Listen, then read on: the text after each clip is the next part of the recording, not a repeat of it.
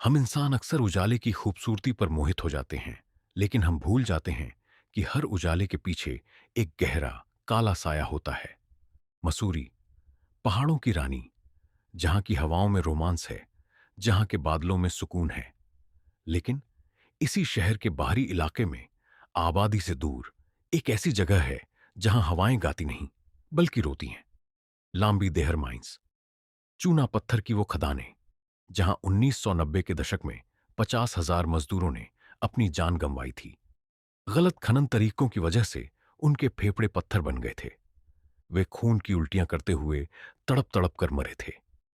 आज वो जगह वीरान है, लेकिन क्या सच में वीरान है, या वहां आज भी उन मजदूरों की रूहें अपनी मुक्ति का इंतजार कर रही हैं?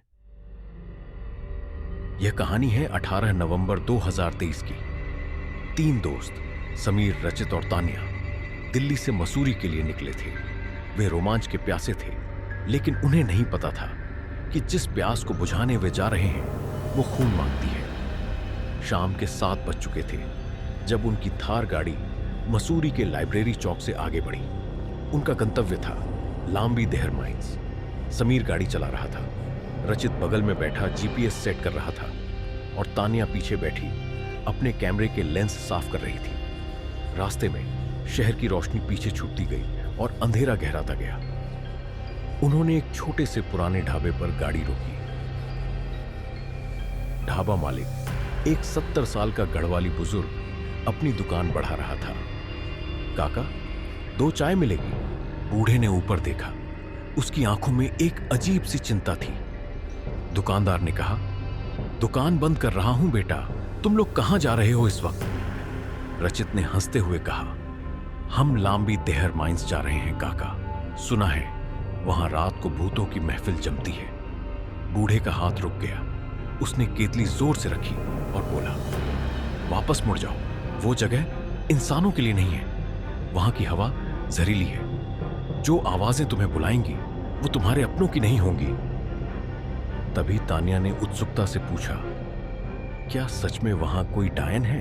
बूढ़े ने तान्या की आंखों में देखा और धीमी आवाज में कहा, वो डायन नहीं, दर्द का साया है। वो रात को उतरती है, उसके पैर उल्टे हैं और उसकी चीख अगर सुन ली तो तुम्हारे दिल की धड़कन हमेशा के लिए रुक जाएगी। 9 बजे के बाद वहां परिंदा भी पर नहीं मारता। तुम तो फिर भी हार्ड मांस के इंसान हो। तीनों ने एक दूसरे को देखा और मुस्कुरा दिए। उन्हें लगा कि बूढ़ा उन्हें डराने के लिए लोकल कहानी सुना रहा है। उन्होंने चाय पी, पैसे रखे और आगे बढ़ गए। जैसे ही उनकी गाड़ी ने ढाबे से मोड़ लिया, बूढ़े ने पीछे से बुदबुदाया, भगवान तुम्हारी आत्मा को शांति दे। खदान का रास्ता बेहद कच्चा और उबड़ खाबड़ था। जैसे जैसे वे खदान के करीब पहुंच रहे थे, तापमान तेजी से गिर रहा था। मसूरी में ठंड थी, लेकिन यहां ठंड हड्डियों में चुभ रही थी। अचानक एक घना कोहरा उनकी गाड़ी के चारों तरफ छा गया। यह कोहरा सामान्य नहीं था। यह इतना गाढ़ा और सफेद था कि हेडलाइट्स की तेज रोशनी भी उसे चीर नहीं पा रही थी। समीर, गाड़ी धीरे कर, रचित ने कहा, कुछ दिखाई नहीं दे रहा। समीर ने वाइपर चलाया, लेकिन कोहरा कांच के बाहर नहीं, जैसे माहौल में जम गया था। अचानक गाड़ी के सामने से एक काली परछाई गुजरी। समीर ने जोर से ब्रेक मारा। गाड़ी फिसली और एक पेड़ से कुछ इंच दूर जाकर रुकी। क्या था वो? तान्या चिल्लाई, शायद कोई जानवर था। समीर ने लंबी सांस लेते हुए कहा, लेकिन उसे यकीन नहीं था। वो परछाई इंसान के आकार की थी। वे खदान के मुख्य द्वार पर पहुंच चुके थे।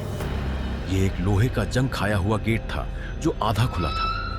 हवा चलने पर वह गेट चर्र चर्र की डरावनी आवाज कर रहा था, जैसे कोई रो रहा हो। वे गाड़ी से उतरे। चारों तरफ सन्नाटा था, इतना गहरा सन्नाटा कि उन्हें अपनी ही धड़कन सुनाई दे रही थी और हवा में एक गंध थी। वे पैदल ही खंडहरों की तरफ बढ़े। टॉर्च की रोशनी में टूटी हुई दीवारें किसी कंकाल की पसलियों जैसी लग रही थी। ये कभी मजदूरों के क्वार्टर हुआ करते थे, अब यहां सिर्फ मलबा था। तान्या अपना कैमरा रिकॉर्ड कर रही थी। तभी तान्या का कैमरा ब्लिंक करने लगा। स्क्रीन पर अजीब सी धारियां आने लगी। बैटरी जो फुल चार्ज थी अचानक 20% पर आ गई। गाइस, मेरा कैमरा खराब हो रहा है। उसी पल उन्हें एक आवाज सुनाई दी, खांसने की आवाज। यह आवाज किसी एक दिशा से नहीं बल्कि चारों तरफ से आ रही थी, जैसे हवा में ही बीमारी खुली हो। सूखी दर्दनाक खांसी। कौन है वहां? समीर चिल्लाया। जवाब में सिर्फ हवा की सरसराहट मिली। वे आगे बढ़े और एक बड़ी इमारत के पास पहुंचे, जो शायद ऑफिस रहा होगा। इमारत की खिड़कियां टूटी हुई थीं। रोशनी पड़ते ही तीनों की सांसें थम गईं। खिड़की पर कोई खड़ा था, एक धुंधली आकृति। वह हिल नहीं रही थी, बस उन्हें घूर रही थी। वह कौन है? तान्या ने रचित का हाथ पकड़ लिया। रचित ने दोबारा रोशनी डाली, लेकिन खिड़की अब खाली थी। शायद मेरी आंखों का धोखा था, रचित ने कहा, लेकिन उसका गला सूख चुका था। यही वो पल था जब उन्हें भाग जाना चाहिए था, लेकिन जिज्ञासा इंसान को मौत के मुंह तक ले जाती है। उन्हें इमारत के अंदर से किसी के रोने की आवाज आई, एक औरत के रोने की आवाज। समीर, जो थोड़ा भावुक था, बोला, शायद कोई मुसीबत में है, कोई स्थानीय औरत हो सकती है। समीर, पागल मत बन, यहां कोई नहीं रहता, रचित ने कहते हुए रोका, लेकिन समीर नहीं माना। वह इमारत के अंदर चला गया। रचित और तान्या को भी मजबूरन पीछे जाना पड़ा। अंदर का तापमान बाहर से भी कम था। रोने की आवाज बेसमेंट से आ रही थी। वे धीरे धीरे सीढ़ियों से नीचे उतरे। सीढ़ियां हर कदम पर कड़क कड़क कर रही थीं। बेसमेंट में घुप अंधेरा था। रचित ने अपनी बड़ी टॉर्च जलाई। रोशनी हॉल के बीचों बीच पड़ी और उन्होंने देखा कि वहां एक औरत बैठी थी। उसके बाल बिखरे हुए थे और उसने फटे हुए पुराने कपड़े पहने थे। जब उसका चेहरा रोशनी में आया तो तान्या की चीख निकल गई। उसका चेहरा इंसान का नहीं था, वह पत्थर जैसा था। उसकी आंखें की पुतलियां सफेद थीं और उसका मुंह अस्वाभाविक रूप से बड़ा खुला हुआ था, लेकिन उसके पैर, उसके पंजे पीछे की तरफ मुड़े हुए थे। वह बोली, तुम क्यों आए हो यहां? उसकी आवाज एक फुसफुसाहट नहीं बल्कि कई आवाजों का मिश्रण थी।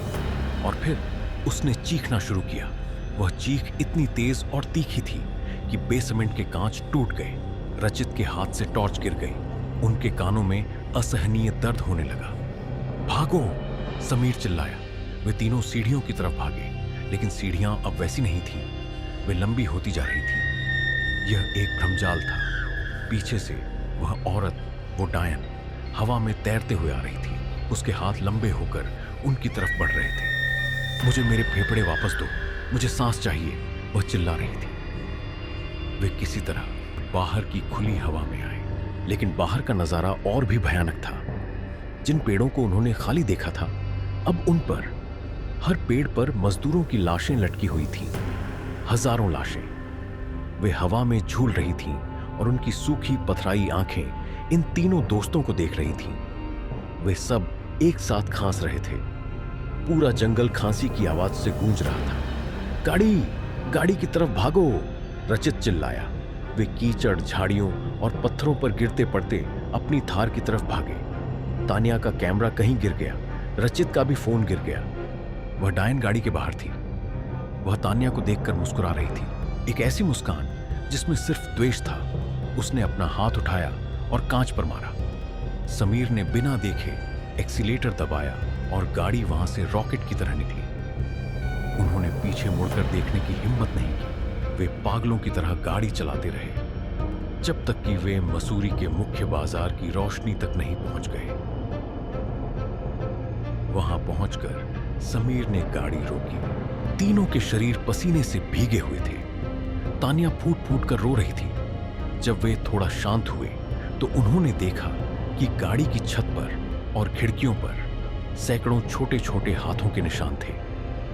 वे उस रात जिंदा तो बच गए, लेकिन क्या वे सच में बच पाए?